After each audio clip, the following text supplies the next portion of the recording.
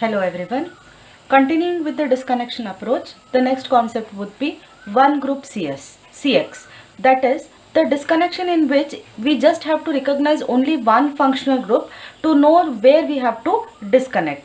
Now these are generally involved in C single bond O, C single bond S and C single bond N. That is amides, esters, amines, etc. Now, in one group CX, in aromatic compounds are also involved.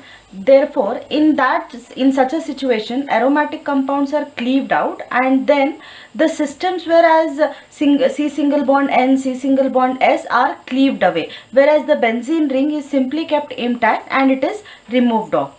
The reactions are ionic in nature and they always involve heteroatoms such as ROH, RNH2 and RSH. The disconnection will give a cationic synthon, that is plus carrying system, and there can be an anionic system which is a good leaving group. So in other words, we can say that there can be substitution kind of reaction in which generally alkyl halides or chlorides can be involved. So for example, if there is a presence of an alkyl halide Rx, we can cleave at R single bond X, that is CX, so where I'll get a anionic system, and also there can be a system which is R, which is going to carry a positive charge. Now in this way, that Y is something related to Br, OTS, etc. Now this is how we can cleave the alkyl halide systems. Carbonyl derivatives can be one of the example in one group CS. Now acid derivatives are easy to disconnect. That is, if there is RCOH, then RCOCl. The Cl can be disconnected. Acid chlorides can be easily disconnected because Cl, Br, I, they are all good leaving groups.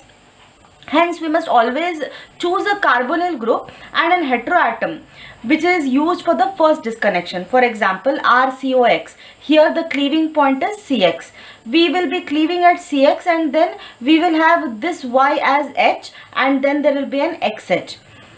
Now, we can say that the same strategy can be followed for an ester system. Now, an ester is something like C double bond O.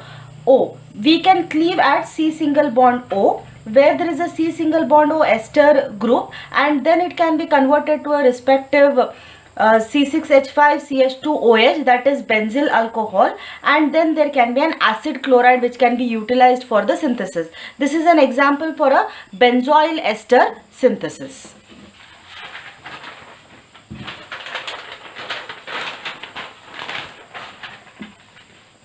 We can see that there is a designed synthesis for ester. Now the designed synthesis goes something like this. There will be an acid chloride or an anhydride.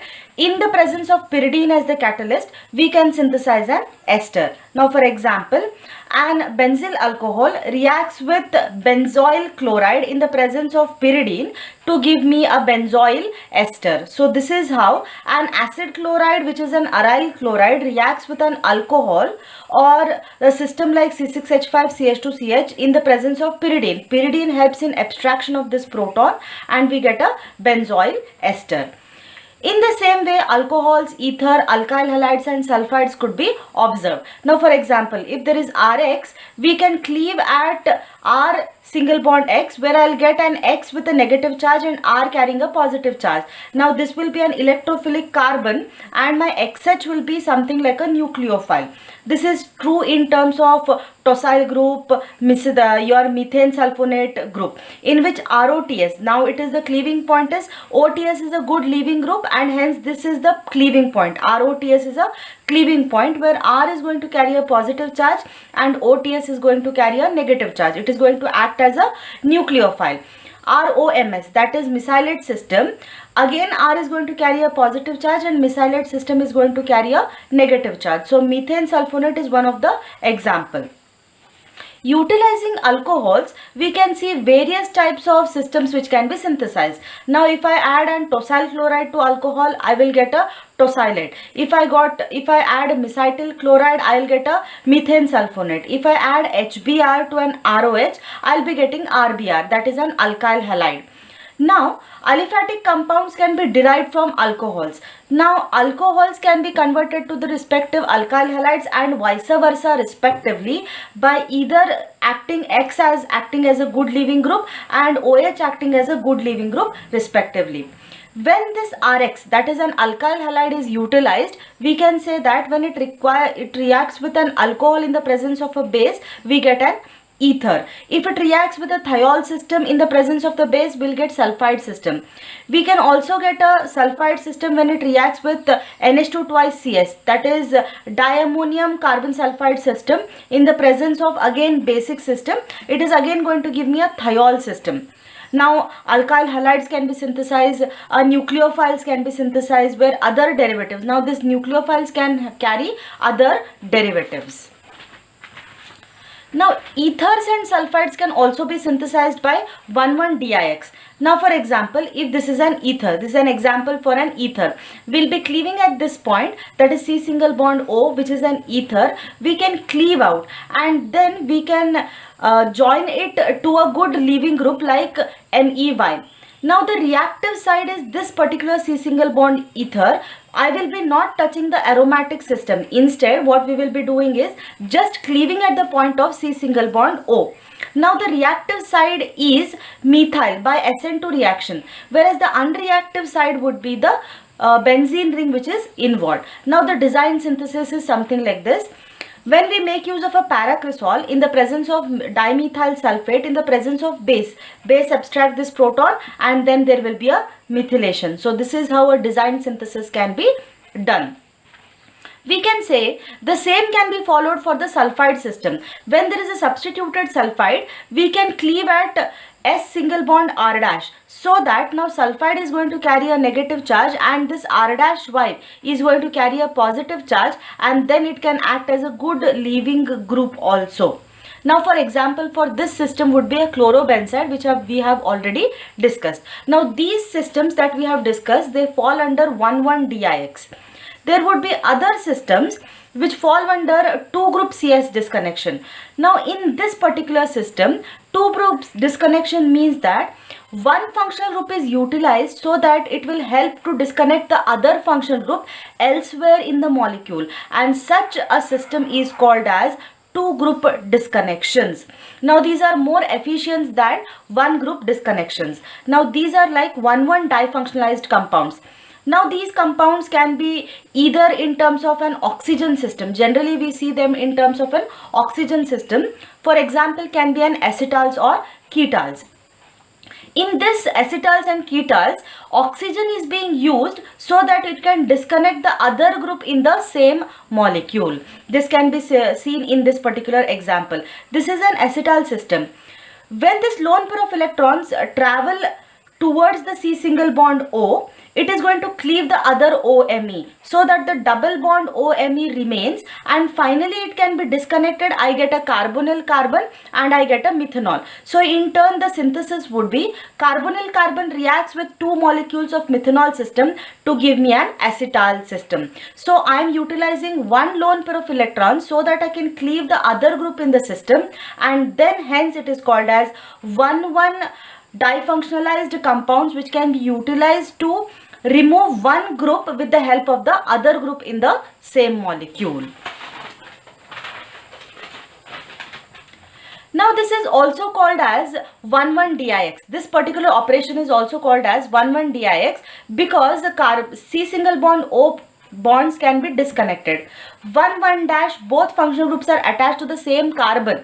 Now we can see that here the functional groups are attached to the same carbon, and hence we can see that 1,1-DIX, that is an acetyl, it is going to give me a carbonyl carbon like an aldehyde and 2 moles of methanol. Here also lone pair of electrons travels so that the other group gets disconnected, and then through 1,1-DIX the acetyl is cleaved. I get a carbonyl carbon and 2 moles of methanol. The synthesis can be something like this. An aldehyde reacts with 2 moles of alcohol, that is methyl alcohol, in the presence of proton. or a protonic environment to give me the target molecule, which is my acetal system. This is commonly observed in the acetal systems where oxygens are involved. Now here the common observation is X and Y are something like OMe, OET. Lone pair of electrons from X travels and the Y is cleaved out, so that X and HY is relieved and I get a carbonyl carbon. So if one heteroatom is present as an OH group, then only one nucleophile is involved, and the molecules such as cyanohydrin can also be synthesized from carbonyl carbon and HCl. Now this is also true.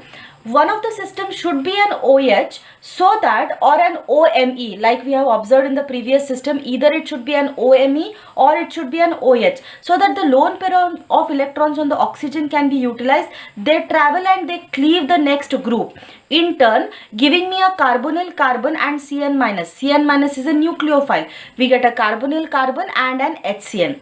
So the back reaction is something like this.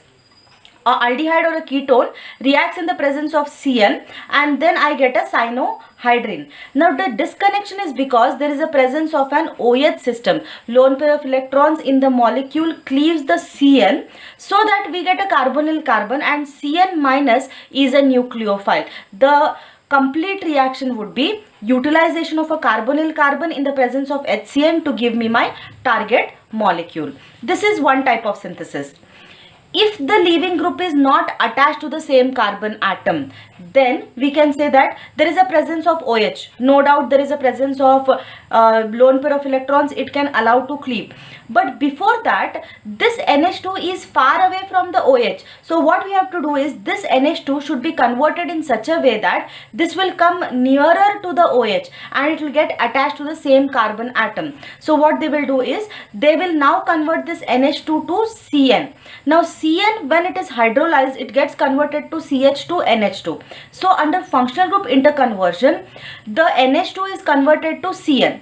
Now again 1,1-Dix is performed, so that lone pair of electrons that travels and the Cn gets cleaved, and we get a carbonyl carbon and an HCN. So the proper synthesis would be cyclohexanone system reacts with KCN in the presence of protonic environment. Now Cn minus attacks the carbonyl carbon, so that there is an introduction of the Cn. Now this Cn in the presence of hydrogen and PtO2, that is platinum oxide, gets converted to CH to NH2. It gets reduced to C triple bond N gets reduced to CH to NH2, which is my target molecule. In such a systems where the Cn or the system is not directly attached to the carbon, we first do functional group interconversion, so that the group now gets directly attached to the carbon, and then further we do 1,1-Dix, so that in the final synthesis we get the target molecule.